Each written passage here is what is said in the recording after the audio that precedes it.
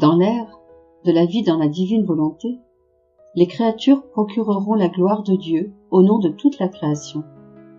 J'étais dans mon état habituel et mon petit esprit était perdu dans la sainte volonté de Dieu. Sans que je sache comment, j'ai compris que l'homme ne donne pas à Dieu la gloire qu'il doit lui donner, et je me sentais très amère à cause de cela. Voulant m'instruire et me consoler, mon doux Jésus me dit à travers une lumière intellectuelle: « Ma fille, toutes mes œuvres doivent être achevées. En conséquence, le dernier jour ne viendra pas avant que j'aie reçu des créatures tout l'honneur et toute la gloire attendue, telle qu'établie à l'origine. Ce que certaines créatures ne me donnent pas, d'autres me le procureront. Chez ces dernières, je doublerai les grâces que les premières avaient rejetées, afin qu'elles soient en mesure de me donner une double portion de gloire et d'amour. À quelques-unes, en accord avec leur disposition, je donnerai les grâces que je donnerai normalement à 10. À d'autres, les grâces que je donnerai à 100. À d'autres, les grâces que je donnerai à 1000. À d'autres, les grâces que je donnerai à une ville, voire à une province, ou même à un royaume tout entier. Et ces créatures m'aimeront et me rendront gloire pour 10, 100, 1000, etc. De cette façon, ma gloire de la part de la création sera complète.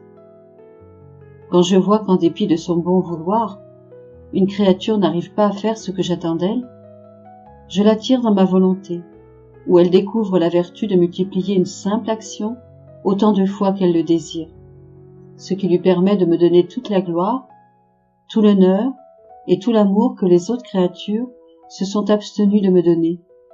C'est ainsi que je suis à préparer l'ère de la vie dans ma volonté. En cette ère se réalisera tout ce que les générations passées n'ont pas fait concernant l'amour, la gloire et l'honneur que la création me doit. Je donnerai aux créatures des grâces inouïes. Et à toi, que j'appelle à vivre dans ma volonté, je suggère la prière suivante. Jésus, je dépose à tes pieds l'adoration et la sujétion de toute la famille humaine. Je dépose dans ton cœur les je t'aime de tous. Je dépose sur tes lèvres mon baiser pour y sceller les baisers de toutes les créatures de toutes les générations. Je te serre dans mes bras pour que tu sois serré par les bras de toutes les créatures de toutes les générations. Je veux que te parvienne la gloire de tous les travaux de toutes les créatures. À la suite de cette prière, je ressentirai en toi l'adoration, les je t'aime, les baisers, etc. de toute la famille humaine. Comment alors ne pas te donner l'amour, les baisers et les grâces prévus pour les autres?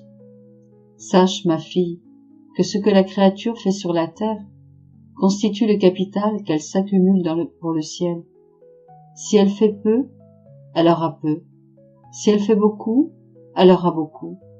Si une créature m'a aimé et glorifié pour 10, elle aura 10 fois plus de contentement et de gloire, et elle sera aimée 10 fois plus par moi.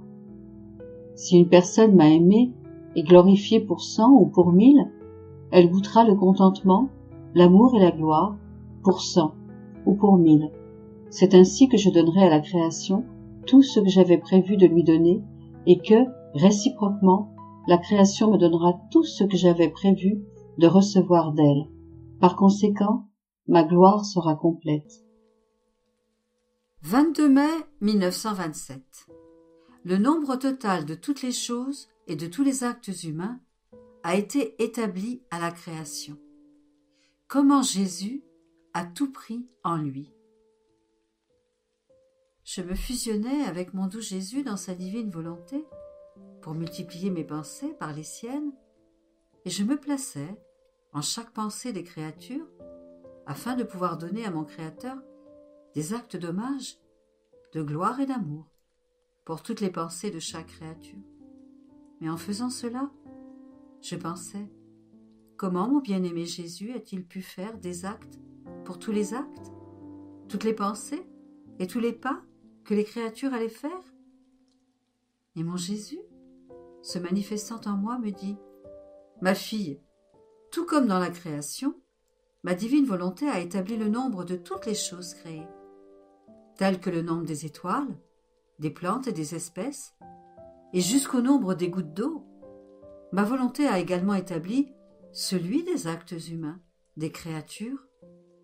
Rien ne peut être perdu ou augmenté, conformément à l'ordre établi par le divin fiat.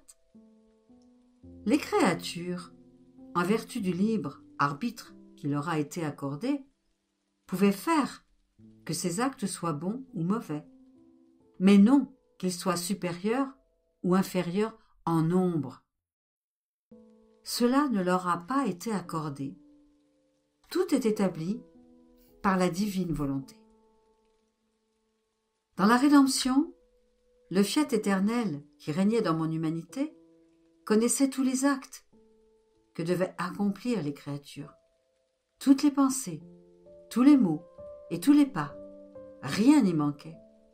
Il n'est donc pas surprenant que j'ai multiplié tous mes actes pour chacun des actes des créatures, afin que la gloire du Père céleste puisse être complétée de ma part au nom de chaque créature et pour chacun de ses actes.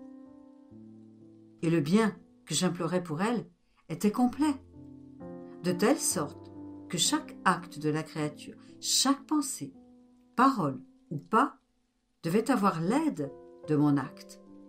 Chacune de mes pensées devait aider et donner la lumière à chacune de ses pensées, et ainsi de suite, pour toutes les autres créatures. Tout est compris en moi. J'ai formé en moi la nouvelle création de tous les actes des créatures, afin de pouvoir à nouveau tout leur rendre. Rien ne manquait. Autrement, si même une seule pensée avait manqué, ce n'aurait pas été une œuvre digne de ton Jésus. La créature aurait trouvé un vide dans mes pensées et n'aurait pas eu l'aide, la force et la lumière de cette pensée quand elle l'aurait voulu. Or, ma fille, ma divine volonté a formé avec moi cette nouvelle création de tous les actes humains, des créatures, afin de pouvoir implorer le royaume du fiat suprême de mon Père céleste. Et les créatures trouveront ce triple secours de force et de lumière dans tous leurs actes pour que revienne le royaume de ma volonté. Et ce triple secours universel sera constitué des actes de la Reine souveraine, des actes de ton Jésus et de ceux de la petite fille de la divine volonté. Je me demandais après cela ce que pouvait être cette divine volonté. Et Jésus ajouta, « Ma fille, la divine volonté signifie donner Dieu à Dieu. C'est une effusion divine qui transforme la nature humaine en nature divine. C'est la communication de la vertu créatrice qui embrasse l'infini, s'élève dans l'éternel et prend dans la paume de sa main l'éternité afin de pouvoir dire à Dieu « Je t'aimais de toute éternité. Ta volonté n'a pas de commencement. Elle est éternelle avec toi et moi. En elle, je t'aimais d'un amour qui n'a ni commencement ni fin. Qu'est-ce que ma volonté? Ma volonté est tout. » La divine volonté fera le don de science infuse à la créature qui sera comme un œil divin. Mon pauvre esprit baigne dans la mer immense de la divine volonté. Cette mer murmure continuellement, mais que murmure-t-elle? Amour? Louange? Action de grâce? Et l'être suprême fait se rencontrer son murmure avec celui de la créature et donne de l'amour pour recevoir de l'amour. Quelle douce rencontre entre le Créateur et la créature qui se donnent mutuellement de l'amour, et dans cet échange sont formées des vagues d'amour, de lumière et d'indescriptible beauté dans lesquelles la créature, incapable de les contenir en elle-même, se sent noyée. Et si elle a pu prendre, Dieu sait combien, le sentiment d'en être inondée l'empêche de pouvoir répéter ce qu'elle ressent en elle, des ineffables secrets d'amour, de lumière, de divine connaissance, que le murmure de l'Éternel a enclos dans son âme. Mais, perdue dans un si grand nombre de connaissances, au point de ne pas savoir les répéter, je m'entendis balbutier, et faute d'un vocabulaire adéquat, et pour ne pas commettre de bévue, je passai outre, et mon aimable Jésus, pris de compassion pour mon incapacité et ma petitesse, me serra dans ses bras et me dit: « Ma bienheureuse fille, il est vrai que ta petitesse se sent noyée dans l'immensité de ma lumière, de mon amour et des innombrables vérités que contient notre être saint et adorable. Mais notre puissance et notre immensité prennent plaisir à remplir ainsi la créature de lumière, d'amour, de connaissances diverses et de sainteté au point de la submerger. Et c'est une scène des plus ravissantes que de voir la créature baignée dans notre immensité, qui veut parler, mais qui est noyée dans la lumière, l'amour et les surprenantes vérités. Oh, comme il est beau qu'elle veuille parler de ce qu'elle ressent, et nos vagues la recouvrent et la réduisent au silence. C'est cependant un étalage de nous-mêmes que nous faisons à notre créature bien-aimée, et nous agissons comme un maître qui veut faire étalage de sa science devant son petit disciple. Il montre tout son savoir, et le disciple écoute